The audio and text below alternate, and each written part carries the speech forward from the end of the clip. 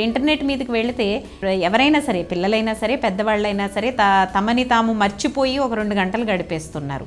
WhatsApp ఇంటరాక్షన్లో ఇప్పుడు గ్రూపులు ఉన్నాయి, గ్రూపుల్లో మాట్లాడినట్టుగా గ్రూపులలో మాట్లాడిన దానికంటే కూడా ఇంకా ఈజీగా మాట్లాడగలుగుతున్నారు వాట్సాప్లో. వాళ్ళు ఏదైనా చెప్పదలుచుకుంది అక్కడ మెసేజ్ పెట్టడం కాబట్టి అదొక రకమైన చిన్న ప్రొటెక్షన్ లాగా కూడా ఉంటుందన్నమాట. వాళ్ళకి ఏదైనా చెప్పదలుచుకుంది మొహమాటం లేకుండా చెప్పగలుగుతూ ఉన్నారు.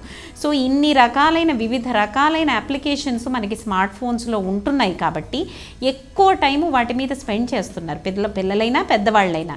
పిల్లలు ఏంటంటే ఇంకా కొంచెం వాళ్ళకి ఆ రిస్ట్రిక్ట్ చేసుకోవటము అనేది ఇంకా చిన్న వయసులో అంత డెవలప్ అయి ఉండదు కాబట్టి వాళ్ళకి.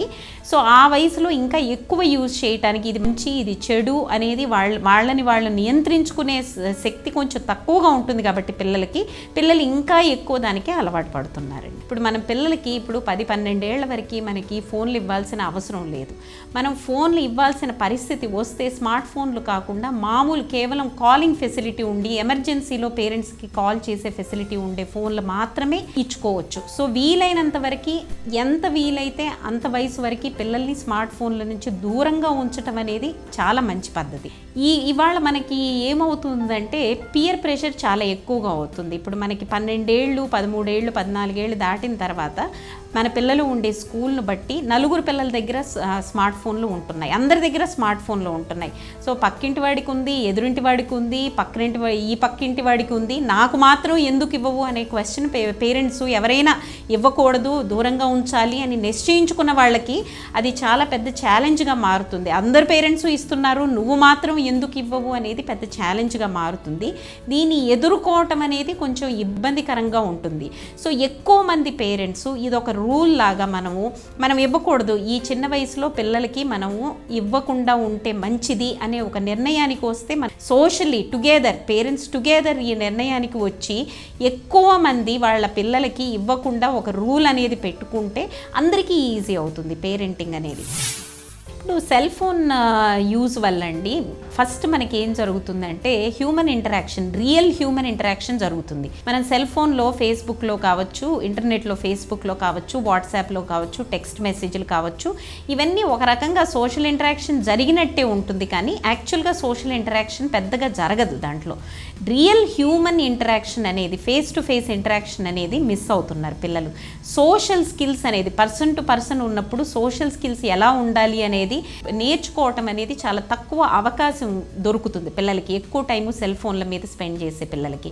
దాంతోపాటు ఏంటంటే ఫిజికల్ ఎక్సర్సైజ్ కూడా తక్కువ అవుతుంది. ఇప్పుడు మనకి సెల్ ఫోన్ కానీ అలాగే ల్యాప్టాప్ మీద కూర్చున్నా లేకపోతే టీవీ మీద కూర్చున్నా ఈ ఎలక్ట్రానిక్ మాధ్యమాల మీద ఏదైనా మనం ఎక్కువ టైం స్పెండ్ చేస్తే మనం కదలము.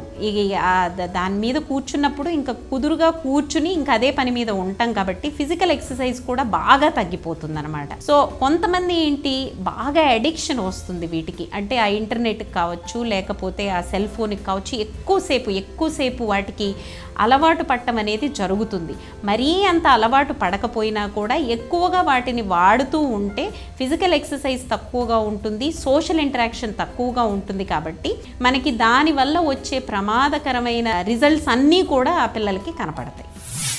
కొంచెం వయసు పెరిగిన తర్వాత ఇంకా తప్పదు కాబట్టి మనం ఇచ్చామనుకోండి, ఇచ్చినా కూడా దాంట్లో కొన్ని లిమిట్స్ పెట్టడం, దాంట్లో గేమ్స్ డౌన్లోడ్ చేసుకోకూడదు, లేకపోతే దాంట్లో ఫేస్బుక్ ఇలాంటివి ఈ వయసు తర్వాతనే మీరు చేయాలి, ఇప్పుడే చేయకూడదని అంటాము, లేకపోతే పలాని అప్లికేషన్స్ ఈ ఫోన్లో ఉండకూడదు, ఈ మినిమం అప్లికేషన్స్ మాత్రమే ఉండాలి, అలా ఉంటే మేము తీసేసుకుంటాము. సో ఇటువంటి కొన్ని బేసిక్ గ్రౌండ్ రూల్స్ పెట్టుకోవాలి మనం.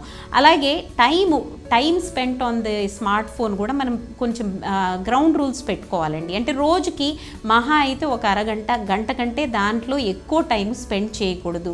ఎస్పెషలీ రాత్రి వాళ్ళ రూమ్లోకి వాళ్ళు వెళ్ళి పడుకునే టైంలో అస్సలు స్మార్ట్ ఫోనే కాదు, వీడియో గేమ్సే కాదు, టీవీ కాదు, బెడ్రూమ్లోకి అసలు అలౌ చేయకండి. ఎందుకంటే ఆ నిద్ర అనేది ఆ లైట్ వల్ల, ఈ కంప్యూటర్ స్క్రీన్స్ కానీ స్మార్ట్ ఫోన్స్ వల్ల కానీ టీవీ వల్ల కానీ నిద్ర అనేది స్లీప్ సైకిల్ అనేది ఎఫెక్ట్ అవుతూ ఉంది పిల్లలకి. ఎస్పెషలీ కొంచెం టీనేజ్లో పిల్లలు రూమ్లోకి వెళ్ళి ఆ స్మార్ట్ ఫోన్లలో నైట్ నైట్ టైమ్స్ ఫ్రెండ్స్ తోటి చాట్ చేసుకోవడం వల్ల వీళ్ళకి నిద్ర ఉండదు, వాళ్ళకి నిద్ర ఉండదు. ఇలా లాంగ్ టర్మ్ స్లీప్ డిప్రవేషన్ వల్ల మూడ్ చేంజెస్, ఇప్పుడు డిప్రెషన్ లాంటివి, యాంగ్జైటీ లాంటివి రావడానికి కూడా అవకాశం ఉంది. సో వీలైనంత వరకు వాటిని నైట్ టైం ఎస్పెషలీ వాళ్ళు రూమ్స్లోకి వెళ్ళేటప్పుడు బయట వదిలేసి వెళ్ళాలనే రూల్ పెట్టండి. సో ఒక రకంగా ఏంటంటే మనం కంప్లీట్గా ఎప్పటికీ 100% ఈ లైఫ్ లాంగ్ మనం అవాయిడ్ చేయలేము ఈ ఇంటర్నెట్ కానీ లేకపోతే స్మార్ట్ ఫోన్స్ కానీ నియంత్రించటము, వీలైనంత వరకు వాళ్ళకి ఎక్కువ రోజులు ఇవ్వకుండా ఉండటము, ఇచ్చిన తర్వాత దానికి కొన్ని గ్రౌండ్ రూల్స్ పెట్టడము, వాటిని అమలు పరచటము.